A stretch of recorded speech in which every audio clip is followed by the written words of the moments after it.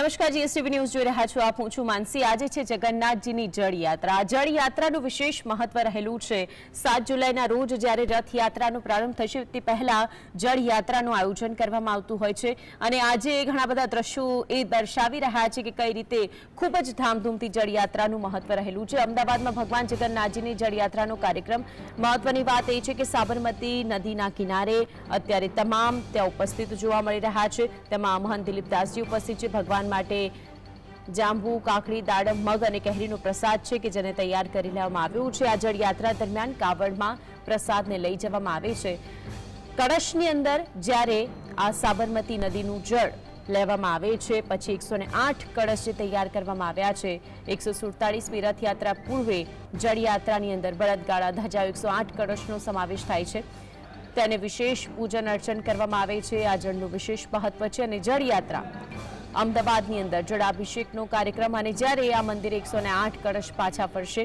હાથીઓને વિશેષ શણગાર કરવામાં આવતો હોય છે. ગજરાજો છે કે જે વિશેષ શણગાર તેઓને કરવામાં આવતો છે. કળશની તૈયારીઓ પણ એ જ રીતે સુંદર રીતે કરવામાં આવતી હોય છે અને એટલે જ આ એક સંદેશ છે કે હવે જગન્નાથજી તેમનો રથ આગળ વધારવાના છે અને રથયાત્રા ખૂબ જ નજીક છે.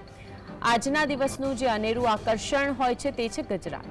આજના દિવસે ગજરાજ વિશેષ આકર્ષણ જમાવતા હોય છે. ગજરાજ સહિત અલગ અલગ ભજન મંડળીઓ છે કે જે પણ ભક્તો છે તે પણ જગન્નાથમય બનતા હોય છે. અનેક સંતો, મહંતો અને સાધુ મહારાજની કાર્યક્રમની અંદર આ હાજરી જોવા મળતી હોય છે. જેઠ સુદ પૂનમ એટલે કે ભગવાન જગન્નાથજીની રથયાત્રાનો વિધિવત પ્રારંભ. ભગવાન જગન્નાથજીની પરંપરાગત જે રથયાત્રા છે એ તો અષાઢી બીજના રોજ નીકળે છે, પરંતુ જેઠ સુદ પૂનમના દિવસે જળયાત્રા મહોત્સવ જે એક રથયાત્રાનું સૌથી પહેલું ચરણ છે. એટલા માટે કારણ કે ભગવાન જગન્નાથજીની 12 યાત્રાઓ પૈકીની આ મુખ્ય એવી યાત્રા જે જળયાત્રાને ખૂબ ધામધૂમથી ઉજવવામાં આવે છે. સતયુગની અંદર જો વાત કરીએ તો બદ્રીનાથજી, ત્રેતા યુગમાં રામેશ્વરમ, દ્વાપર યુગમાં દ્વારકાધીશ તેમજ કળિયુગમાં જગન્નાથજીનો મહિમા છે જે અપરંપાર રહેલો છે અને એટલા જ માટે હર હંમેશ કહેવાય છે કે જ્યારે જ્યારે પણ રથયાત્રા નીકળતી હોય છે આટલા વર્ષોની અંદર એવું ક્યારેય બન્યું નથી અને તેમાં પણ એ રથયાત્રાની અંદર તમામ લોકો ખૂબ જ સારી રીતે જોડાતા હોય છે. રથયાત્રાનો પહેલો પડાવ છે આ અને જળયાત્રાનું જે આયોજન કરવામાં આવ્યું છે દ્રશ્યો જે ટીવી સ્ક્રીન પર જો મહંત દિલીપદાસજી મહારાજ છે તેમની સાથે મેયર પણ ઉપસ્થિત જોવા મળ્યા છે અને જળ છે તેને કળશમાં લઈ લેવામાં આવ્યું છે. ડેપ્યુટી સીએમ પૂર્વ ડેપ્યુટી સીએમ નીતિન પટેલ પણ ત્યાં અત્યારે હાલ ઉપસ્થિત જોવા મળી રહ્યા છે. હર હંમેશની જેમ જે પૂજા વિધિ કરવામાં આવતી હોય છે તે પૂજા વિધિનું પણ વિશેષ મહત્વ જોવા મળતું હોય છે. જગન્નાથ મંદિરથી વાજતે ગાજતે ઢોલ નગારા સાથે આજે શરણાઈના સૂર તેમજ ધજા પતાકા સાથે 108 કળશને લઈ જવામાં આવ્યા હતા અને તેની અંદર આ પાણી ભરવામાં આવશે જેનું વિશેષ મહત્વ છે અને ભક્તો સાથે આ જળયાત્રા છે જે છેક હાલ સાબરમતી નદીના તટે પહોંચી છે. તો આજ અંગે વધુ માહિતી માટે જગન્નાથ મંદિરથી અમારા સંવાદદાતા ઝલક જોડાયા છે. ઝલક, મંદિરની અંદરના શું દ્રશ્યો છે?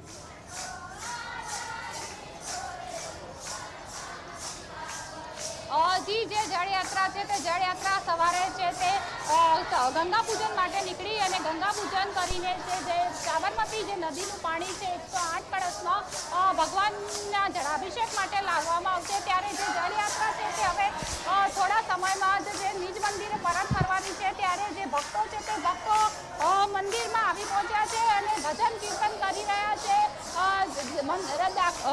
મંદિરની જમણા છે તે જાણે ભક્તિમય વાતાવરણ જોવા મળી રહ્યું છે. જય રણછોડ, માખણ ચોર, ડાકોરમાં કોણ છે, રાજા રણછોડ છે ના નારા લાગી રહ્યા છે, ભજન કરી રહ્યા છે. ડાકોરના ઠાકોર, તારા બંધ દરવાજા ખોલ વગેરે જેવા જે ભજનો છે તે ભજનો ગાઈ રહ્યા છે. વાત કરીશું જે બહેનો સાથે. બેન, શું કહેશો? હલો, અમે સરસપુરથી આવ્યા છે. અમે ભગવાનને લેવા આવ્યા છે મોસાળમાંથી અને ત્યાં બી અમે એવી તૈયારી કરી છે કે જ્યારે ભાણજી અને અમારે ત્યાંથી આવે એને અમે આવતા સાગતા કરી ઢોલ નગારા સાથે અમે અમારા મંદિરમાં પધરામણી કરાવવા માટે આવ્યા છીએ. કેવો ઉત્સાહ જોવા મળી રહ્યો છે? બહુ સરસ જોવા મળે છે. અમને બહુ આનંદ થાય છે. આ અહીંયા ગાડી આવીએ છીએ તો રથયાત્રા આવે છે તો બહુ જ આનંદ થાય છે. તમે સોરી, મોસાળથી આવ્યા છો? નહીં, અમદાવાદથી જ છું. અહીંયા હું આપણે હોસ્પિટલ ચાલુ છે, જગન્નાથ મંદિર સેવા ટ્રસ્ટની હોસ્પિટલ ચાલે છે 1976થી એમાં હું વૈદ તરીકે કામ કરું છું. તો આજે જલયાત્રાના નિમિત્તે અહીંયા મોકો મળ્યો છે તો લાભ લઈએ છીએ. પહેલી વાર આવ્યા છો? હા, પહેલી વાર આવવાનું થયું છે. ભગવાન કેવું લાગે છે? જળયાત્રા વિશે સાંભળ્યું હતું, આજે આવ્યા છો? ક્યારે નથી સાંભળ્યું, ખાલી રથયાત્રા વિશે જાણ હતી. બટ જ્યારે મંદિરથી જોડાયો ત્યારે ખ્યાલ આવ્યો કે પૂનમના દિવસે ભગવાનનો રુદ્રાભિષેક થાય છે અને જલયાત્રા જેવો એક મહોત્સવ ઉજવાય છે. તો બહુ જ ઉત્સુકતા હતી એમાં ભાગ લેવાની અને એના કારણે આજે અહીંયા હાજર છીએ. ભગવાનની કૃપા છે. રથયાત્રામાં આવવાના છો?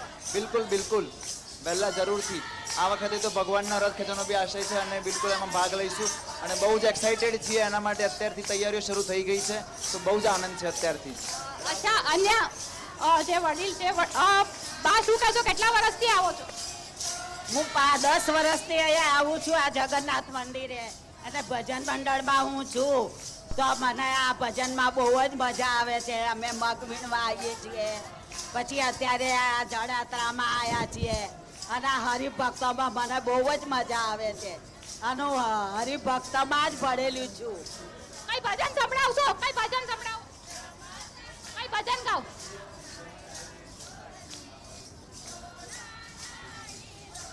કાયા ગામને મોર લેને, કાયા ગામનો સોર મોહન મોર લેવા ગાડે. ગોકુળ ગામને મોર લેને, કાનૈયાનો સોર મોહન મોર લેવા ગાડે. નાની એવી મોર લેને, લાંબો એનો સોર મોહન મોર લેવા ગાડે. તો તમે જોયું તે રીતે કે જે મંદિર છે તે મંદિરમાં છે તે ભજનો થઈ રહ્યા છે, લોકોમાં ઉત્સાહ જોવા મળી રહ્યો છે. ભગવાન જે જળાભિષેક થશે તે જળાભિષેકની પણ રાહ જોઈ રહ્યા છે, ગજવેજ દર્શનની રાહ જોઈ રહ્યા છે. જે ભજન થઈ રહ્યા છે તેમાં જે કેટલાક લોકો છે તે મોસાળ એવા સરસપુરમાંથી આવ્યા છે અને આજે મોસાળમાં ભગવાન આવવાના છે તેથી તેઓમાં વધારે ઉત્સાહ જોવા મળી રહ્યો છે. નાના મોટા અબાલ વૃદ્ધ સૌ છે તે મંદિરમાં હાજર છે.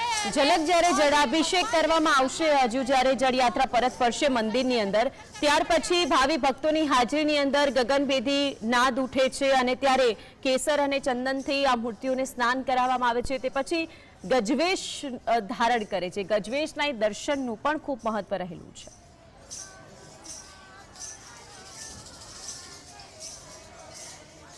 ચોક્કસ જે ભગવાન છે, ભગવાન જળયાત્રામાં જળયાત્રામાં જ્યારે ભગવાનનો જળાભિષેક કરવામાં આવે છે ત્યારબાદ જે ભગવાન છે તે એક વિશિષ્ટ રૂપમાં દર્શન આપતા હોય છે જેને ગજવેશ તરીકે ઓળખાવવામાં આવે છે. ગજવેશ એટલે કે ભગવાન ગણેશના રૂપમાં છે તે જગન્નાથ ભગવાન છે તે આજે જોવા મળતા હોય છે. એક જ વર્ષમાં એક જ વખત આ પ્રકારના જે દર્શન થતા હોવાથી છે ભક્તો છે તે દર્શન કરવા માટે આવતા હોય છે. એક દંતકથા એવી હતી કે જે ભક્ત છે તે ભક્તને ભગવાન જગન્નાથને ગણેશના રૂપમાં જોવા હતા અને આથી જ તે જગન્નાથપુરી ગયો હતો. જગન્નાથપુરી તે ગયો પરંતુ ભગવાન છે તે તેને ગણેશના રૂપમાં ના જોવા મળ્યા અને તે નિરાશ થયો. ત્યારે ભગવાને તેને સ્વપ્નમાં આવીને કહ્યું કે જે જળાભિષેક બાદ તું મને છે તે ગજવેશના રૂપમાં જોઈ શકીશ અને તે સાક્ષાત ગજવેશના રૂપમાં ભગવાન દર્શન આપ્યા અને આથી જ આ માન્યતા છે, આ પરંપરા છે તે ચાલી આવે છે. અમદાવાદ ઉપરાંત બહારગામથી પણ જે લોકો છે તે લોકો આ દર્શન કરવા માટે આવતા હોય છે. જી, મોસાળમાંથી પણ જે ભજન મંડળીઓ છે તેમાંથી કેટલીક મહિલાઓ આવી છે. તેમનો પણ ઉત્સાહ છે કારણ કે આજે તો ભગવાન તેમના મામાના ઘરે જવાના છે.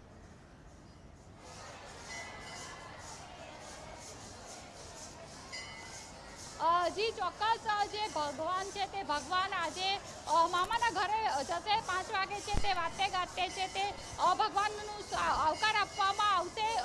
ભગવાન મોસાળ આવવાના હોવાથી સ્વાભાવિક રીતે જે મોસાળીઓ છે તે મોસાળવાસીમાં ઉત્સાહ હોય. આમ પણ જ્યારે ભાણિયો આવતો હોય છે ત્યારે મામાના ઘરે ઉત્સાહ જોવા મળતો હોય છે પરંતુ આ તો જે ભગવાન સાક્ષાત જગન્નાથ ભગવાન છે તે મોસાળમાં આવવાના હોય તેથી જે ઉત્સાહ છે તે ઉત્સાહ બેવડો હોય તે સ્વાભાવિક છે. ભગવાન છે તે ભગવાન આજે મોસાળ જશે તેને કારણે જે 15 દિવસ સુધી જે ભક્તો છે તે અહીં જગન્નાથ મંદિર છે તે જગન્નાથ મંદિરમાં દર્શન નહીં કરી શકે અને ત્યારબાદ 15 દિવસ રોકાણ કર્યા બાદ જે ભગવાન છે તે અમાસના ઘરે અમાસના દિવસે છે તે મંદિરે પરત ફરશે ત્યારે ભગવાનની છે તે નેત્રોત્સવ વિધિ યોજવામાં આવશે. એટલે કે ભગવાનને મોસાળમાં ખૂબ જ લાલ લડાવવામાં આવે છે કે ભગવાન કેરી અને જાંબુ ખાય છે અને તેને કારણે ભગવાનને ત્યાં આંખો આવે છે અને તેને કારણે ભગવાનને આંખે પાટા બાંધવાની એટલે કે નેત્રોત્સવ વિધિ કરવામાં આવે છે. 15 દિવસ બાદ મંદિર ખાતે ભગવાન પરત ફરશે અને ત્યારબાદ નેત્રોત્સવ વિધિ થશે. એટલે કે આજે જે ઉત્સાહ જોવા મળી રહ્યો છે, મંદિરમાં જે માહોલ જોવા મળી રહ્યો છે, તે આવતીકાલથી તે મંદિરમાં છે તે ભક્તો નહીં દેખાય, ભક્તો માત્ર ભગવાનના દર્શન નહીં કરી શકે, પરંતુ અમાસના દિવસે ફરી આ પ્રકારનો ઉત્સાહનો માહોલ જોવા મળશે. એક તરફ મોસાળવાસીઓ ખુશ છે, એક તરફ આપે દ્રશ્યો બતાવ્યા કે ભજન અને સંગીતની સાથે તેમને આવકારવા માટે સરસપુરની અંદર પણ એવો જ માહોલ જામેલો છે. આભાર જોડાયા અને વિગતો જણાવી તે બદલ. તો આખરે જે તલ્લીન થઈ ગયા છે તમામ ભક્તો, મહત્વની વાત એ છે કે તેની સાથે સાથે ત્યાં નૃત્ય કરનારા લોકો અને આજનું જે વિશેષ દિવસ છે જળયાત્રાનું, એ કહેવાય છે કે મિની રથયાત્રાનું સ્વરૂપ ગણાય છે અને તેમાં પણ આજના દિવસે તમામ લોકો ભક્તિમાં લીન થતા જોવા મળ્યા અને નૃત્ય કરતા પણ જોવા મળ્યા. જગન્નાથની જળયાત્રા યોજાઈ રહી છે. જળયાત્રામાં છે વિવિધ આકર્ષણો જોવા મળી રહ્યા છે. ટીપણી નૃત્ય છે, જે ગુજરાતનું પરંપરાગત ટીપણી નૃત્ય પણ છે તે બહેનો દ્વારા કરવામાં આવી રહ્યું છે. બહેનો છે તે ખાસ સોમનાથથી અહીં આવી છે અને ટીપણી નૃત્ય દર્શાવી રહી છે. આપનું નામ? મારું નામ ચુડાસમા પાંચીબેન છે ને હું જુનાગઢ જિલ્લાના સોમનાથ ચોરવાડ ગામથી આવેલી છું. શું કહેશો, આ ટીપણી નૃત્ય કરી રહ્યા છો, શું વિશેષતા છે ટીપણી નૃત્યની?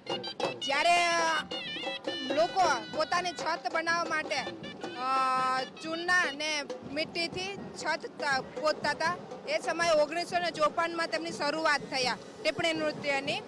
ને આ એક અમારી સાંસ્કૃતિક કલા છે જે 1954થી શરૂઆત થઈ છે.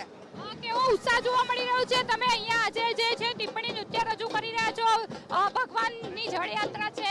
બહુ સરસ લાગ્યું અમને ને પહેલાં તો જોઈને ખૂબ નવાઈ લાગી કે ઓ એટલા બધા લોકો અહીંયા, જોકે અમે તો બધામાં પ્રોગ્રામ દેતા આવ્યા પણ અહીંયા ખૂબ સારી વિશેષતા છે ને સારું લાગ્યું. પ્રથમ વખત આવ્યા છો? ના ના, આ વખતે અમે બીજી વખત આવ્યા છે. અન્ય એક બેન સાથે વાત કરીશ. બેન, શું કહેશો, કેવું લાગી રહ્યું છે ભગવાન જગન્નાથ